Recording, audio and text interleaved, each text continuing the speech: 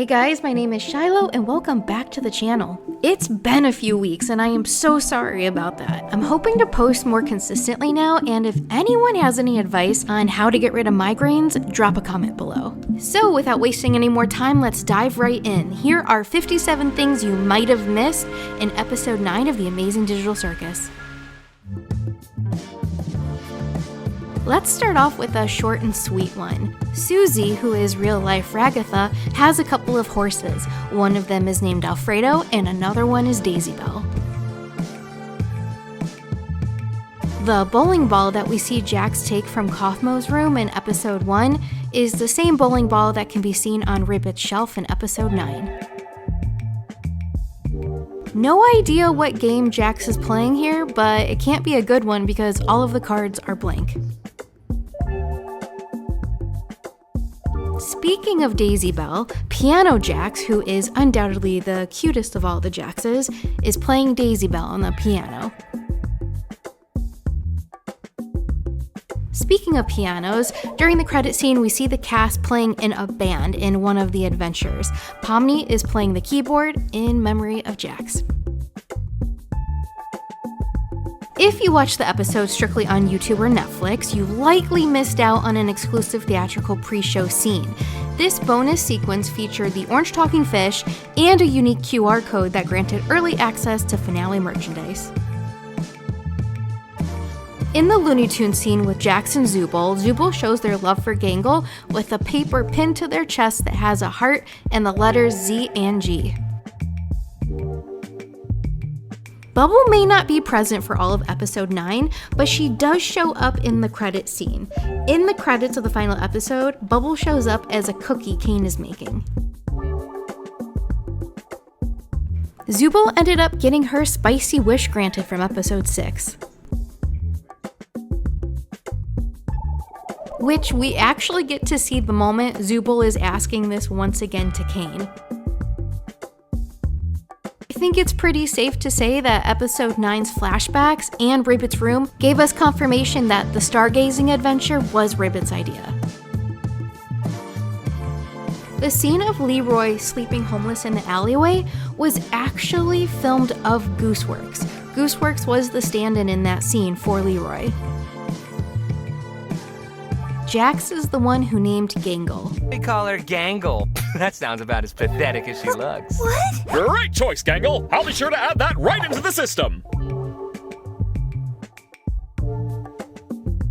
We see that Ragatha was interviewed by Property Plus, which is indeed an actual real estate website.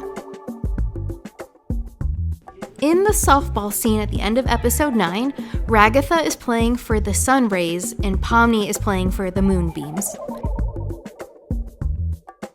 When they're scrolling through Grant's Facebook account, we can see that one of Grant's daughters followed in his footsteps and became a software engineer.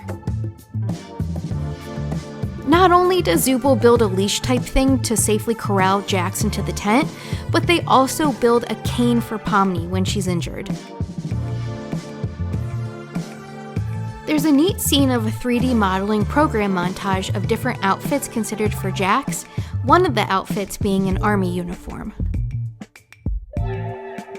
There's a lot more depth when it comes to Susie J. Ackerman, the real-life Ragatha's name. Her middle name, J, is apparently after her mother's name, and Ackerman means plowman, nodding to her farm girl roots. Ribbit has the same exact Polaroid of her, Jax, and Kaufmo sipping hot cocoa that Jax does. We see this exact Polaroid sitting on her bookshelf in episode 9. If I had to guess, I'd say that Jax took this from Ribbit's room after she abstracted, and Kaufmo took the bowling ball. Kinda sweet, seemed like they both wanted to remember her. So it seems like Gangle really did get hit by a truck in real life. We see images of Zoe trying to recover, and even Kane mentions this accident. The moon loves Kane, but he never programmed it to be that way. It just happened.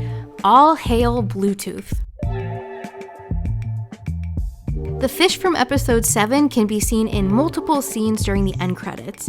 Looks like he kind of got the chef treatment from The Little Mermaid. Pomni uses the shooting skill she learned from Jax in episode 6 to put out the lights that ultimately calm him down when abstracted, which is something she learned from Kinger in episode 3. In respect to Jax abstracting, Kane takes off his top hat when looking at Leroy's social media stuff. After Jax opens up to Ribbit about the fight he had with his mom, we now have confirmation that during that scene with Pomni in episode 6, Jax was having a flashback about that very moment.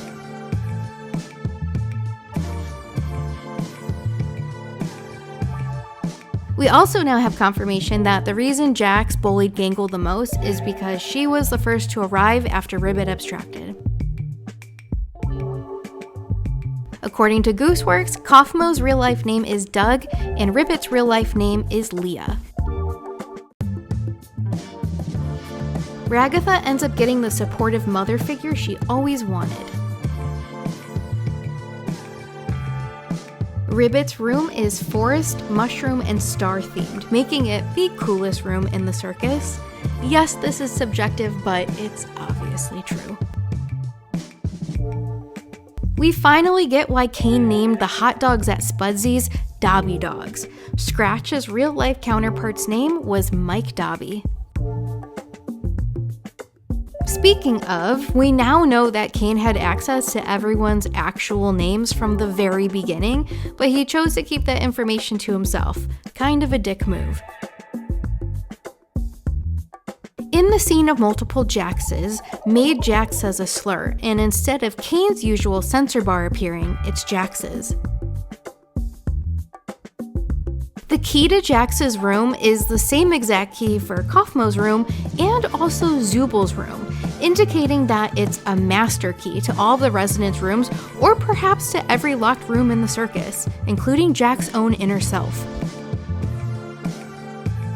Jax's fight with Ribbit mirrored his fight with Pomni, saying almost the exact same things during both scenarios. Because you know me so well, because we're such super close best friends, so we know everything about each other. We were great friends and I... If I shoot you right now, are we still gonna be friends afterwards? We were never friends. I'm sorry if you're crying, but I don't want... Oh my God! What a stupid mistake to do the thing that ends all of this! Why didn't you fight back? Oh, here we go.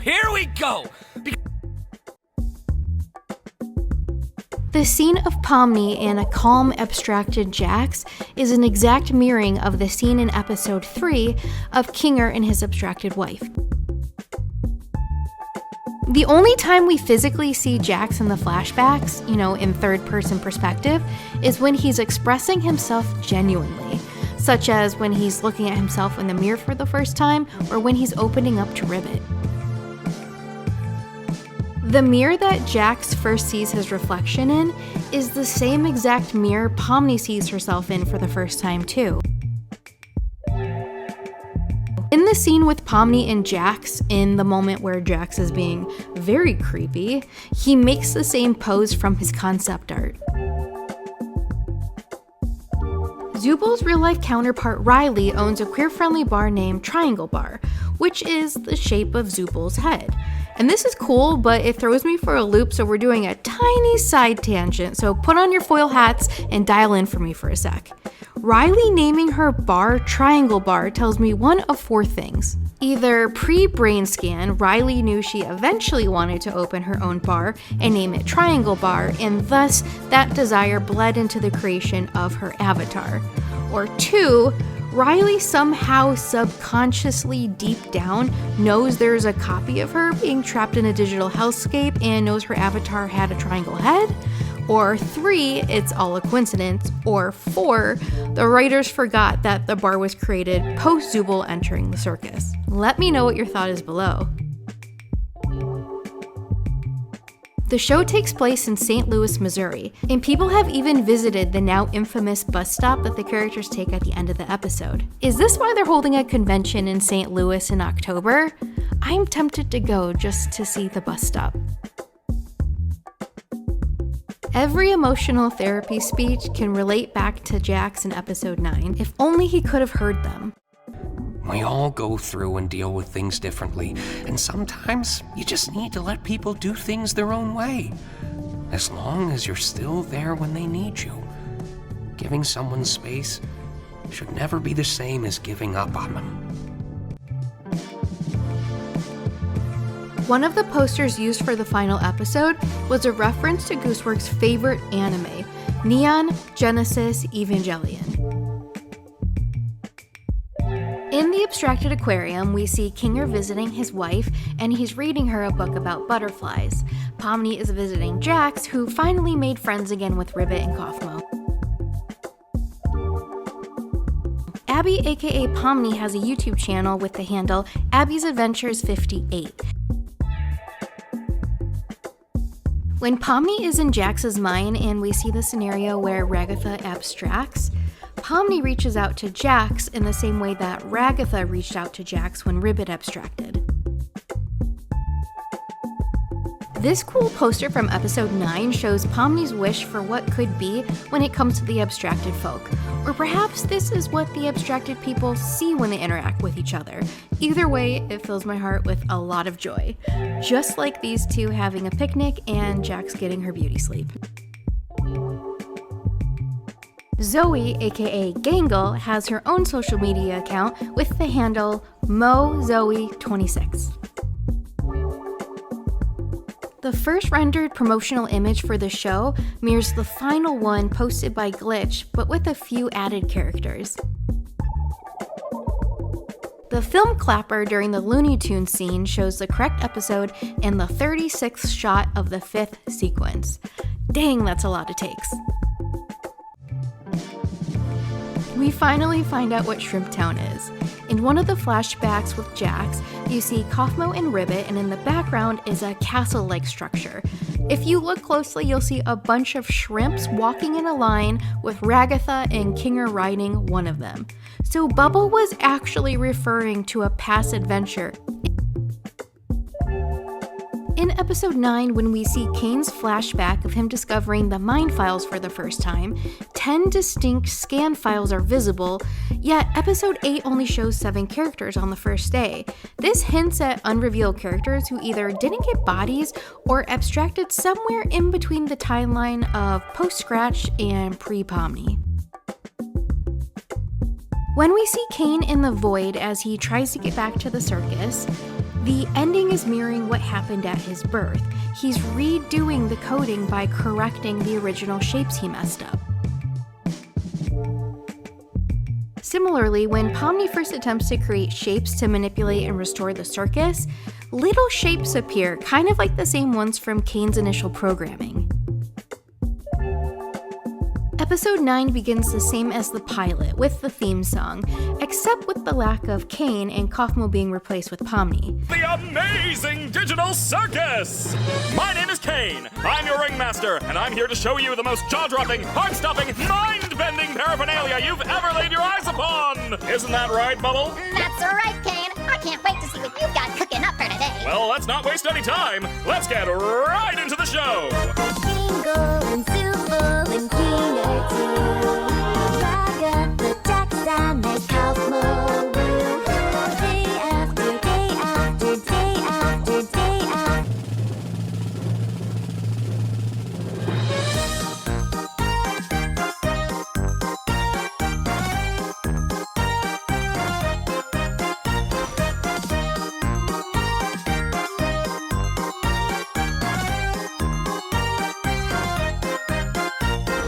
Jingle and Zoofle and Kinger too. Ragatha, Jax, and there's pomni. The same is true with the ending. In the pilot, everyone had identical food, but at the end of episode 9, everyone conjures their own food. Which, can someone explain to me why Pomni has a whole ass fish? Girl didn't even want her salmon smoked. There are 2 cool things to note about this scene. One, Gangle has an entree from Spudsies, and Kinger has mashed potatoes on his plate, which is a nod to the short with him, Jax, and Ragatha. Pomni waving to the camera at the end is said to be a nod to Super Mario 64. It could also be her honoring Jax by breaking the 4th wall, or perhaps Glitch saying goodbye to us and the Amazing Digital Circus. Last but not least, if you didn't know, Gooseworx voices the moon, which paints the ending scene between Cain and the moon in an even sweeter light, because it's essentially a message from the creator to her creation. Hi, Cain. I don't know if I'm ready to face them again. I don't know if I deserve to be forgiven. It may take time, but all good things do. I still love you. You know, I never programmed you to say you loved me. I know.